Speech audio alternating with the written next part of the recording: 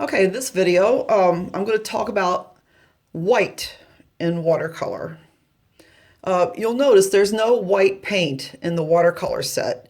You don't really usually use white paint with watercolor because the white is the white of the paper.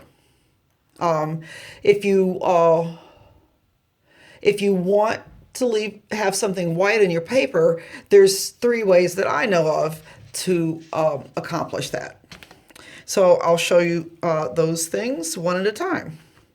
And I like this red color, so I think I'll just use it, at least for now. All right, so the first thing that you could do to have white um, in an area of your painting is just to not paint that area. Just leave it white. So, and I drew like a circle and just imagine it, I'm, painting it and making it look like a sphere. Uh, and there's a light source and a highlight. So that's what I'm doing, is just actually just kind of creating a highlight. And you can see I just didn't paint that spot. That's probably the easiest way. But if you're like me, you'll probably forget to leave that in there. And once it's painted, actually, there is something you can do. If you forget and you paint it, here's what you can do. All right, so let's say I just paint this area and I'm like, oh my God, I forgot to leave my highlight in. Oh, it's ruined. No, it's not.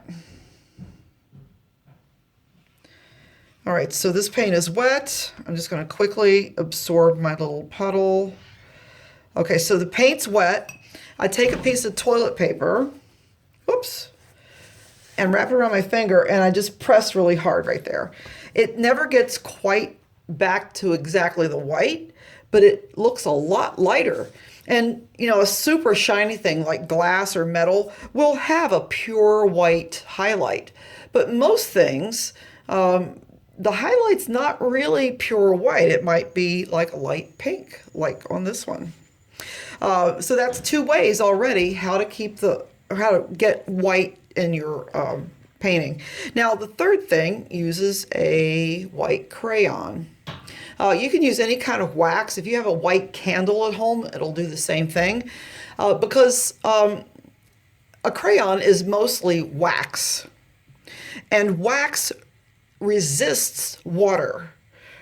So if I take this white crayon, and just kind of color in my highlight,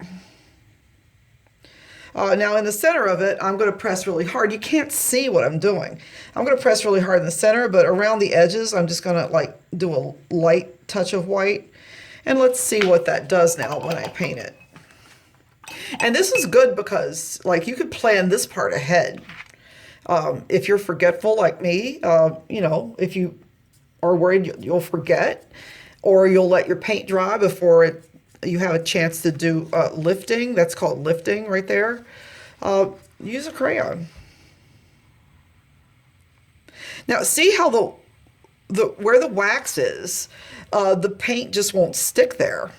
It's the wax crayon is resisting the paint.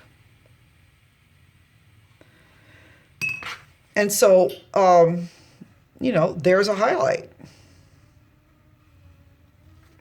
So that's three ways you can preserve your highlight if you're painting and you want something to look like it has a highlight. Now, there's one more thing I'm going to show you right now that has nothing to do with highlights or anything, but it's just kind of the classic way to use lifting in a landscape. So let's just pretend that I'm painting a sky.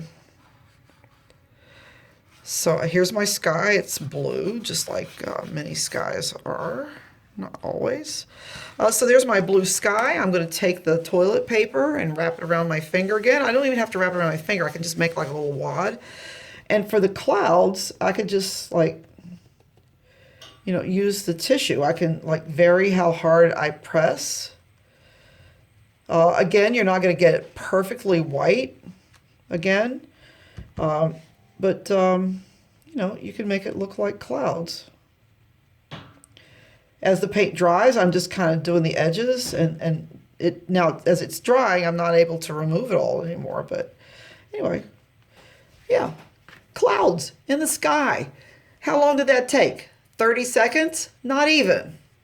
So there you go. That's how you can either save the white in your project or get the white back after you've painted it.